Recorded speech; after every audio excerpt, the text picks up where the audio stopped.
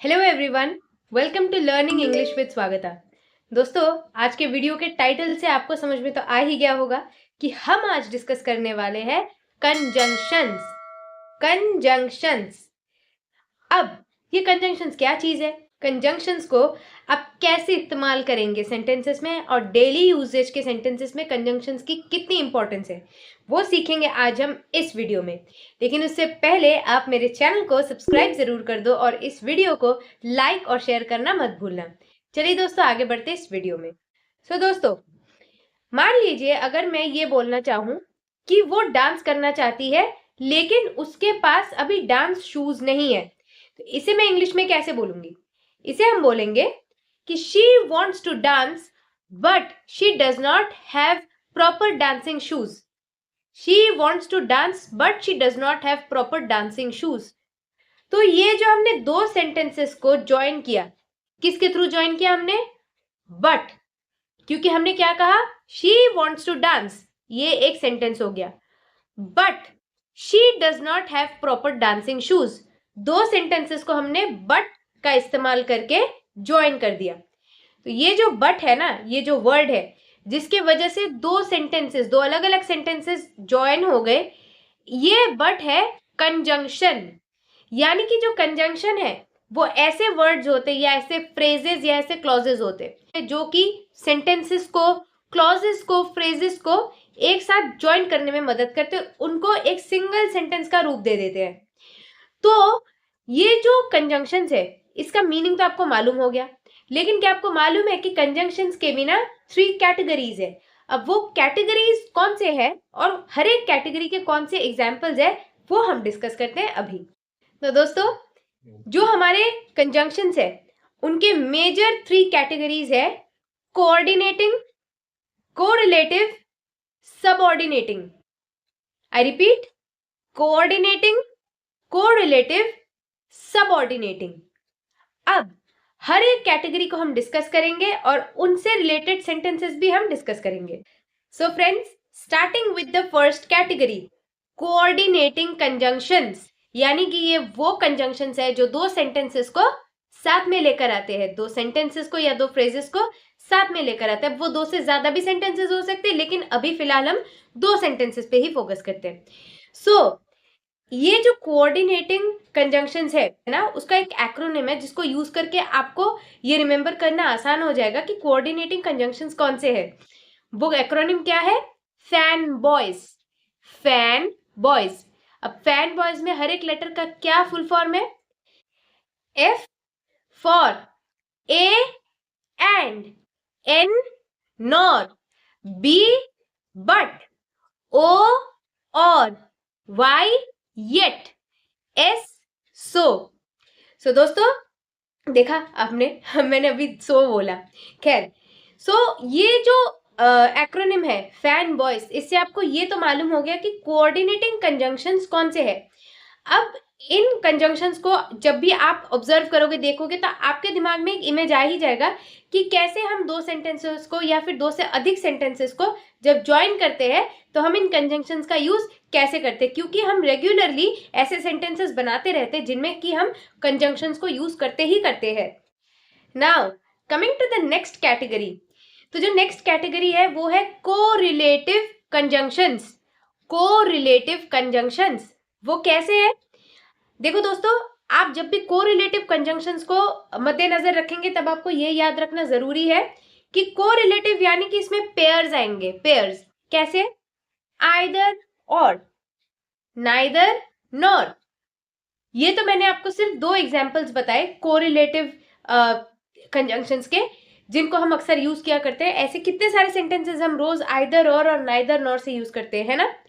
तो दोस्तों, आइदर और नाइदर और के अलावा भी ऐसे बहुत सारे कोरिलेटिव कंजंक्शंस है जिन्हें हम रेगुलरली यूज करते हैं। तो वो मैंने एक लिस्ट के फॉर्म में आपके सामने पेश किया हुआ है, आप इसको अच्छे से ऑब्जर्व कर लीजिए कुछ देर तक।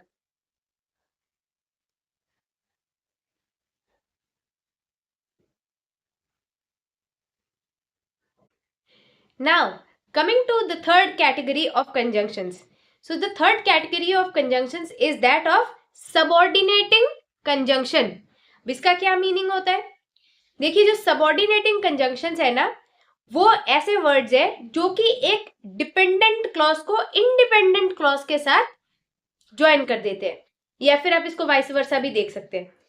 या फिर मैं ये बोलूं कि किन्हीं दो सेंटेंसेस को ना सिस्टमैटिक वे में अगर कोई वर्ड ले आता है तो उस वर्ड को हम बोलते हैं सबऑर्डिनेटिंग कंजंक्शन। अब ये कौन से कंजंक्शंस है? ऑल्दो, बिकॉज, दैट, व्हाइल, ये तो 4 कंजंक्शंस जो सबऑर्डिनेटिंग कंजंक्शंस के एग्जांपल है वो तो मैंने आपको खुद बताए। अब मैं आपके सामने एक लिस्ट पेश कर रही हूं, आप इस लिस्ट में देख लीजिए कि ऐसे और भी कौन से सबऑर्डिनेटिंग कंजंक्शंस है जिनके इस्तेमाल से आप सेंटेंसेस बना सकते हैं।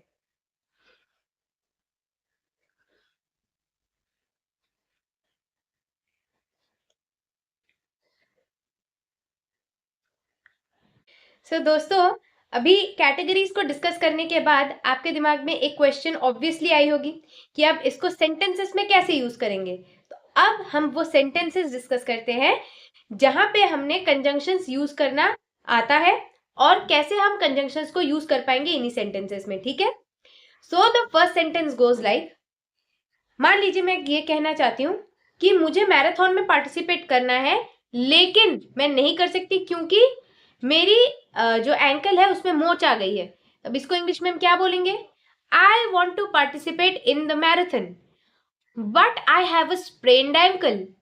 आई want to participate in the marathon but I have a sprained ankle. आपने देखा दो अलग अलग सेंटेंसेस को कैसे बट ने ज्वाइन किया। Now coming to the next sentence, अगर मैं ये बोलूं कि सुबह जब मैं ऑफिस जाती हूँ तो ऑफिस जाने के लिए या तो मैं मेट्रो से अप्लाई करूंगी या तो मैं बस से अप्लाई करूंगी, तो इसे आप इंग्लिश में क्या बोलेंगे? I will either take the metro or the bus to work. I will either take the metro or bus to work. Either or pairs में, तो ये कौन से कंजंक्शन है दोस्तों बताओ? Yes, correlative conjunction. You were spot on. Now coming to the next sentence, मान लो अगर मैं ये बोलूं कि उसको ना इटालियन डिशेस अच्छे तरीके से बनाने आते हैं लेकिन फिर भी ना उसे पिज्जा टॉस करना थोड़ा बेटर आना चाहिए, इसको हम इंग्लिश में क्या बोलेंगे? हम बोलेंगे कि although he knows how to cook Italian dishes very well he still needs to learn how to toss a pizza better. इसी सेंटेंस में आप देखो कि मैंने ऑल्दो का इस्तेमाल किया है और ऑल्दो से मैंने एक डिपेंडेंट क्लॉज को इंडिपेंडेंट क्लॉज के साथ मिला दिया है, यानी कि जो ये आपके सबऑर्डिनेटिंग क्लॉज है एक सिस्टमैटिक सेंटेंस बनाने में आपकी मदद करते हैं। ठीक है दोस्तों, अब दोस्तों हम ऐसे कुछ और सेंटेंसेस डिस्कस कर लेते हैं जहां पे आपके ये तीनों टाइप के क्लॉजेस इस्तेमाल में आते हैं। So the first sentence goes like, I had to leave the car in the middle of the road for it had broken down.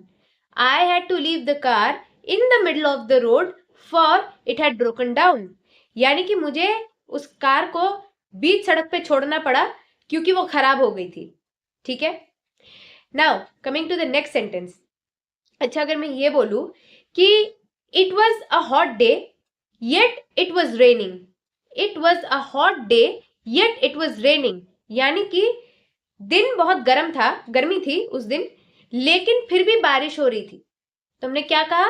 It was a hot day yet it was raining. The next sentence is, I have both a book and a notebook. Both a book and a notebook. Both और and ये दो words मैंने use किए, दो conjunctions, तो ये क्या हो गया? Correlative conjunction. Correlative conjunction.